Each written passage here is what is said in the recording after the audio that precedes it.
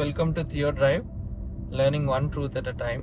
Hope you're doing good and enjoying your summer vacation. Last వీడియోలో అసలు దేవుని గురించిన జ్ఞానం మనకి ఎందుకు అవసరం అని మనం ఆలోచన చేయడం జరిగింది. ఈరోజు మరొక సత్యం మనం ఆలోచన చేద్దాం. మీరు చిన్నప్పటి నుంచి ఎప్పుడో ఒకసారి ఖచ్చితంగా ఈ కథ విని ఉంటారు. 4 బ్లైండ్ పీపుల్ ఒక ఆబ్జెక్ట్ ని పట్టుకొని వారికి ఏమనిపిస్తుందో, వారు ఏం ఫీల్ అవుతున్నారో వారు చెప్తా ఉంటారు. ఒక బ్లైండ్ పర్సన్ ఆయన ఏం ఫీల్ అయ్యాడు అని చెప్తా ఉంటాడు. అంటే నేను ఒక పిల్లర్ లాగా ఫీల్ అవుతున్నాను, నేను పట్టుకున్నది నేను ఒక పిల్లర్ లాగా ఫీల్ అవుతున్నాను అంటాడు. ఆ తర్వాత ఇంకొక పర్సన్ ఏమో నేను ఒక బ్రూమ్ స్టిక్ లాగా ఫీల్ అవుతున్నాను, అది ఒక చీపురు కట్ట లాగా ఫీల్ అవుతున్నాను అని చెప్తాడు. అదే రీతిగా ఇంకొక వ్యక్తి ఏమంటాడంటే నేను ఇది ఒక చాట లాగా ఫీల్ అవుతున్నాను అని అంటాడు. అలాగా మరొక వ్యక్తి కూడా మరొక ఎక్స్ప్లెనేషన్ ఇస్తాడు. ఇదంతా చూస్తున్న రాజు పైనుంచి నవ్వుతా ఉంటాడు. ఎందుకంటే ఈ 4 కళ్ళు కనిపించవు, అది ఫస్ట్ది. సెకండ్ ఏంటంటే ఆ 4 కూడా ఇచ్చే డిస్క్రిప్షన్ తప్పు. ఎందుకంటే పైనుంచి రాజు చూస్తూ వాళ్ళందరూ కూడా ఒక ఎలిఫెంట్ ని తాకుతున్నట్టు చూస్తూ ఉంటాడు అనమాట. అంటే ఇక్కడ మోరల్ ఏంటంటే 4 ఎక్స్పీరియన్స్ నుంచి 4 విషయాలు చెప్తున్నారు. సో 4 కూడా కరెక్టే, వాళ్ళకి అనిపించినట్టు చెప్తా ఉన్నారు.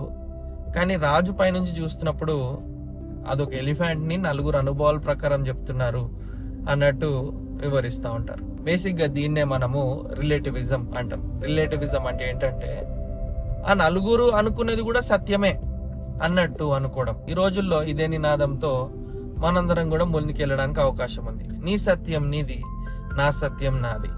అది నీకు సత్యమై ఉండొచ్చు, ఇది నాకు సత్యమై ఉండొచ్చు. ఆ కథ యొక్క సారాంశం కూడా ఇదే. ఏంటంటే నీ అనుభవం ప్రకారం నువ్వు సత్యాన్ని తెలుసుకోవచ్చు, నీ అనుభవం ప్రకారం నువ్వు సత్యాన్ని నమ్మొచ్చు అన్నట్టు వివరిస్తున్నట్టు చూస్తున్నాం. ఇంతకీ ఆ కథనే మనం ఆలోచన చేసినట్లయితే ఆ రాజు చెప్పింది సత్యం అని ఎవరు నిర్ణయిస్తారు అని కూడా మనం ఆలోచన చేయాలి. దీన్ని ఇంకా సింపుల్ గా మనం ఆలోచన చేయాలంటే నీది నీకు కరెక్ట్, నాది నాకు కరెక్ట్ అని అంటే ఆ స్టేట్మెంట్ ఇట్ సెల్ఫ్, ఆ స్టేట్మెంటే కరెక్ట్ అని ఎవరు నిర్ణయిస్తారు? అంటే ఇది ఎలాంటి అభిప్రాయం అంటే అసలు సత్యమే లేదు, సత్యంని ఎలా పడితే అలా మలుచుకోవచ్చు అని చెప్పే ఒక అభిప్రాయం.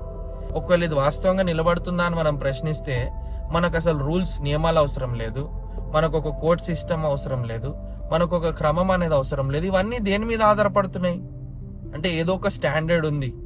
ఓహో ఇది దొంగతనము, అది తప్పు, ఓహో ఇది మంచి అని డిసైడ్ చేసే ఒక అవకాశం మనకుంది. అంటే రైట్ రాంగ్ అనేది ఫ్లెక్సిబుల్ కాదు, అదే రీతిగా సత్యం అనేది కూడా ఎలా పడితే అలా మలుచుకోవడానికి ఫ్లెక్సిబుల్ కాదు. సత్యము ఒక్కటే ఉంటా ఉన్నది, అది స్థిరమైనదిగా ఉంటుందని మనం గుర్తించాలి. ఇది ఎందుకు బ్రదర్ మనం గుర్తించాలి అంటే ఈ రోజుల్లో మనం ఆలోచన చేస్తే, మనం మొన్న ఆలోచన చేస్తున్నట్టుగా దేవుని గురించిన జ్ఞానం గురించి ఆలోచన చేస్తున్నప్పుడు ఏది కరెక్ట్? నేను అనుభవించింది కరెక్టా, నేను తెలుసుకుంది కరెక్టా, లేక అవతల వ్యక్తి చెప్పేది కరెక్టా, లేక మరొక ఆత్మీయుడు చెప్పేది కరెక్టా అని ఆలోచన చేస్తున్నప్పుడు మనం ఎలా కన్క్లూజన్ కి రావాలి అని ఈ రోజు మనం ఆలోచన చేయాలి. ఈ రోజుల్లో ట్రూత్ అంటే మనకి ఎట్లయిపోయిందంటే మన ఫీలింగ్ బట్టి ట్రూత్ ని డిరైవ్ చేస్తాం. నాకు ఫీలింగ్ లో మంచిగా అనిపించిందంటే నేను ఇది మంచిగా ఫీల్ అయితే అదే సత్యం అని నమ్ముతాం. ఒకవేళ ఫీలింగే సత్యంకి స్టాండర్డ్ అయితే మరి నేను ఒక పక్షిలాగా ఫీల్ అవుతున్నాను అనుకోండి, ఈరోజు నేను పక్షిని అయిపోతానా? కాను కదా. So that's how it is. Feelings change from time to time. నేను ఒకలాగా ఒక రోజు ఫీల్ అవుతాను, ఇంకో రోజు ఫీల్ అవుతాను. సో ఫీలింగ్స్ మీద మన సత్యం ఆధారపడి ఉంటే then our ground for truth has no foundation to stand. ఆ తర్వాత నేను ఆలోచన బట్టి, నా థింకింగ్ బట్టి నేను సత్యాన్ని డిరైవ్ చేస్తాను అంటే మనం ఏదన్నా ఆలోచించవచ్చు. ఇంతకీ కొంతమంది ఈ రీతిగా కూడా ఆలోచించవచ్చు. నేను ప్రెసిడెంట్ని, నేను ప్రైమ్ మినిస్టర్ని, నేను రాజుని అని ఆలోచించే వాళ్ళు కూడా ఉన్నారు. ఇటువంటి థింకింగ్ ని సైకాలజీలో కొన్ని డిసార్డర్స్ గా కూడా కన్సిడర్ చేస్తూ ఉంటారు. అంటే నేను ఆలోచించినంత మాత్రాన నేను అయిపోతానా? అదే రీతిగా మనము సిన్సియర్ గా ఒక విషయాన్ని నమ్మినంత మాత్రాన అది సత్యం అయిపోతుందా అంటే నో. మనం ఈ సంగతులు ఆలోచించుకొని వాళ్ళు చెప్పేది కరెక్టే, వీళ్ళు చెప్పేది కరెక్టే అంటే కొన్నిసార్లు ప్రమాదకరమైన అడుగు మనం వేసినట్టు గుర్తించాలి. ఎందుకంటే ఇప్పుడు బైబిల్ గ్రంథము మనం సృష్టించబడ్డాము, దేవుడు మనల్ని సృష్టించున్నాడని చెప్తా ఉన్నది. అదే రీతిగా పరిణామ సిద్ధాంతం కూడా మనము సూక్ష్మ జీవుల నుంచి మనం బయటికి వచ్చాము, అలా మన ప్రారంభం ఉంది అని చెప్తా ఉన్నది. ఇప్పుడు ఏది కరెక్ట్? ఈధర్ దేవుడన్నా సృష్టించి ఉండాలి, లేక మనం సూక్ష్మజీవుల నుంచి అన్నా మనం వచ్చి ఉండాలి, లేదా ఇంకో కథ చెప్పినట్టు మనము సృష్టించబడి ఉండాలి. మరి వీటన్నిటిలో ఏది సత్యము అనే ప్రశ్నను ఆలోచన చేస్తున్న సమయంలో మనము గుర్తుపెట్టుకోవాల్సిన పదము ప్రత్యక్షత, రెవల్యూషన్ అనే పదం గుర్తుపెట్టుకోవాలి. సో ఈ ప్రత్యక్షత అనే పదాన్ని మనం ఈజీగా అర్థం చేసుకోవాలంటే అన్వెయిలింగ్, తెర తొలగించుట అని కూడా మనము ఆలోచన చేయవచ్చు. ఈ ప్రత్యక్షతకి సత్యానికి ఏంటి సంబంధం అని మనం ఆలోచన చేస్తే సాధారణంగా మరి ఇన్ని అభిప్రాయాలు ఉన్నాయి కదా లోకంలో. ఒక కుటుంబం గురించి కానీ, మేల్ ఫీమేల్ గురించి కానీ, సృష్టి గురించి కానీ, లోకంలో ఏదైనా తీసుకోండి, చాలా అభిప్రాయాలు ఉన్నాయి. సత్యం అనేది మన ఆలోచన బట్టి కాదు, కానీ సత్యం అనేది ప్రత్యక్షత బట్టి అని మనం ఆలోచన చేయాల్సిన అవసరం ఉంది. సత్యానికి ఒక స్టాండర్డ్ అనేది ఉంది, సత్యానికి ఒక పునాది వంటిది ఉన్నది. ఆ పునాది నిజంగా వాస్తవం అవ్వాలంటే అది మానవుని అభిప్రాయం అన్న అయి ఉండాలా, లేక దేవుని ప్రత్యక్షత అన్న అయి ఉండాలా. కనుక ప్రత్యక్షత ఒకవేళ నిజంగా దేవుని యొద్ద నుంచి వచ్చింటే అది నిజంగా ఎంతకైనా మనకు అవసరము అని గుర్తించాలి. ఈ విశ్వమంతటిని సృష్టించిన దేవుడు ఉన్నాడు, ఆయనని తెలుసుకోవడము నిజమైన ప్రత్యక్షత అని మనం గుర్తించాలి. అయితే దీన్ని మనం ఆలోచన చేస్తున్నప్పుడు మనం గుర్తించాలి ఏంటంటే దేవుడు చాలా గొప్పవాడు కదా, దేవుడు మానవుడు వంటి వాడు కాదు కదా, దేవుడు మనలాగా కూడా కాదు.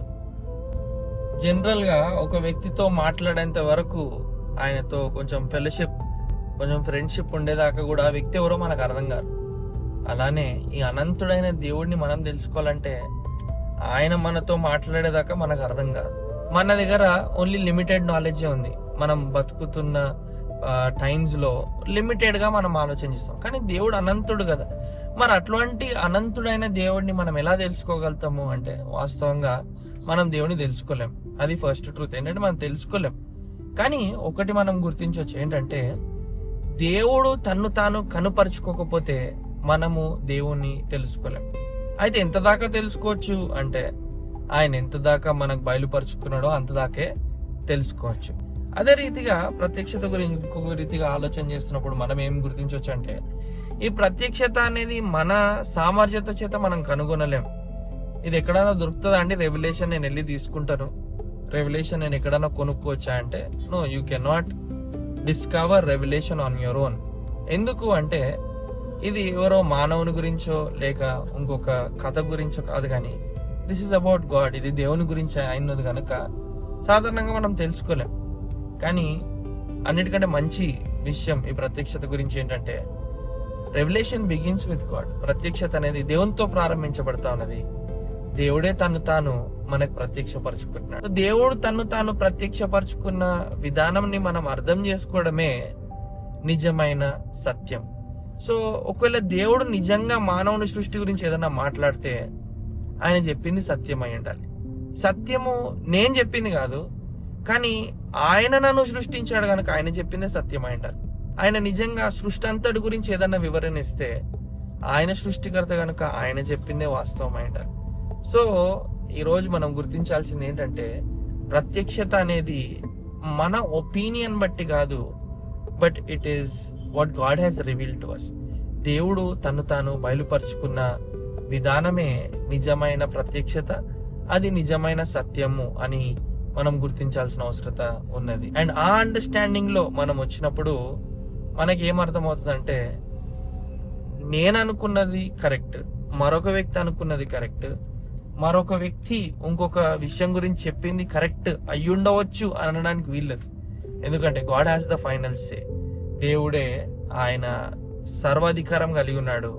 He has the final say over everything. ప్రతి దాని మీద ఆయన చెప్పినదే సత్యము అయ్యున్నది అని గుర్తించాలి. ఓకే బ్రదర్, సరే ఇక్కడ దాకా అయితే ఆయన చెప్పింది సత్యము, ఆయన తన్ను తాను ప్రత్యక్షపరుచుకున్నాడు అనుకుంటున్నాం. మరి ఎలా ప్రత్యక్షపరుచుకున్నాడు అని మనం ఆలోచన చేస్తే 2 విధాలుగా ప్రత్యక్షపరుచుకున్నాడు దేవుడు. ఒకటి సాధారణ ప్రత్యక్షత, రెండోది ప్రత్యేకమైన ప్రత్యక్షత. సాధారణమైన ప్రత్యక్షతలో ఎలా కనుగొంటామండి దేవుడిని అంటే ఈ సృష్టి దేవుని గుణగణాలను చాటుతుందని బైబిల్ గ్రంథం సెలవిస్తా ఉన్నది. ఈ గొప్ప ఆకాశాన్ని మనం చూసినప్పుడు దేవుడు ఎంత ఉన్నతమైన వాడు, ఈ ఉన్నతమైన ఆకాశంనే సృష్టించి ఉన్నాడంటే ఆయన ఇంకెంత ఉన్నతమైన వాడు అని మనకు ఆలోచన కలగాలి. సూర్యుడు చూసి సూర్యుడి గురించి ఆలోచన చేస్తున్నప్పుడు సూర్యుడు ఎంత అద్భుతమైన వాడు అని మనం అంటా ఉంటాం.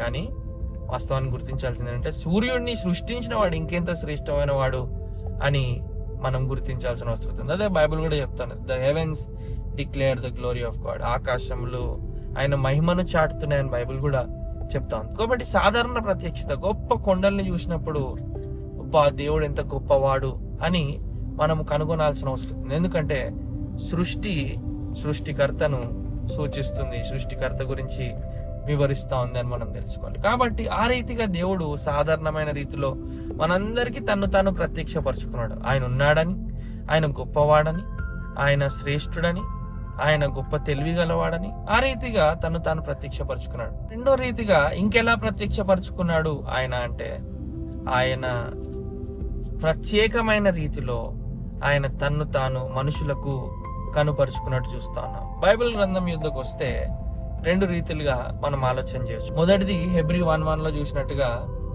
పూర్వకాలం మందు దేవుడు ప్రవక్తల ద్వారా, ఆయన దర్శనాల ద్వారా ఆయన అనేక రీతిలుగా ప్రజలకు తాను బయలుపరుచున్నాడు. కానీ ఈ చివరి దినాల్లో ఆయన కుమారుడైన యేసుక్రీస్తులో సంపూర్ణంగా ఆయన తాను కనపరుచుకొని ఉన్నాడు. So the complete revolution of God is the person of Jesus Christ. దేవుడు ఎలా ఉంటాడు అని మనం ఆలోచన చేస్తే యేసుక్రీస్తు ప్రభు వారిని లేఖనాల్లో చూసినప్పుడు ఖచ్చితంగా మనకి సంపూర్ణంగా దేవుడు ఏ విధంగా ఉంటాడో ఆలోచన చేయవచ్చు.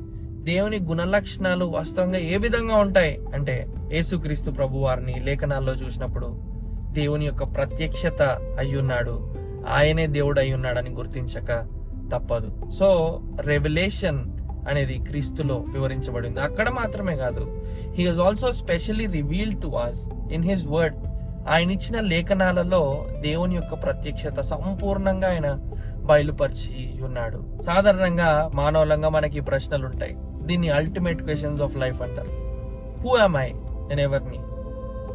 What is my purpose? నా జీవిత ఉద్దేశం ఏంటి? Where am I going? What is my destiny? నా గమ్యం ఏంటి?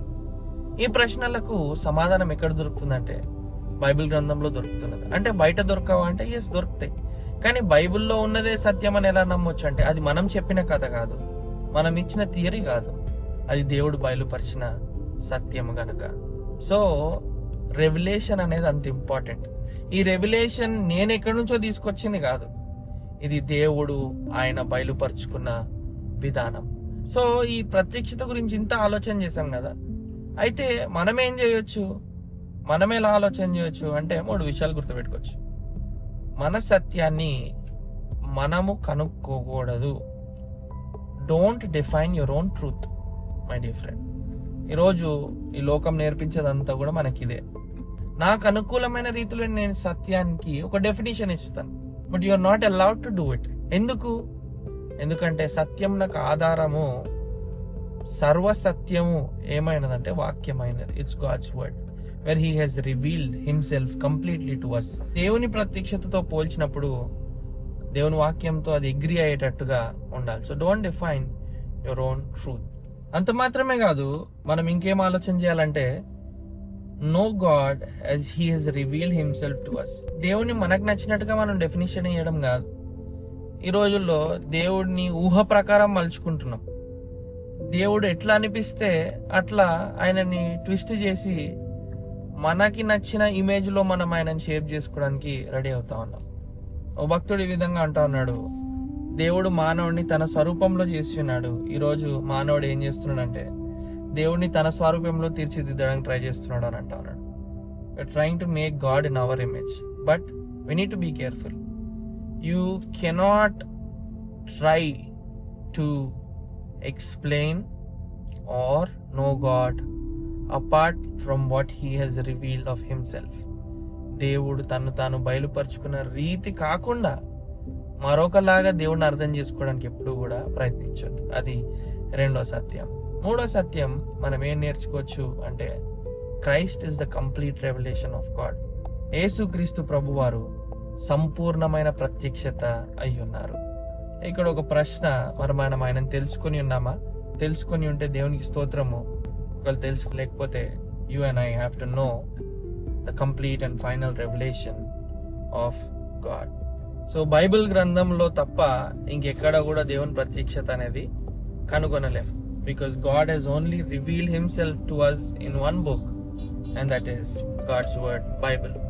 దేవుని వాక్యంలో మాత్రమే ఆయన తను తాను కనుపరుచుకొని ఉన్నాడు. ఆ ప్రత్యక్షతను మనందరము కనుగొనడానికి మన బైబిల్ గ్రంథాలను తెరిచి ఆ ప్రత్యక్షతను కనుగొందాం.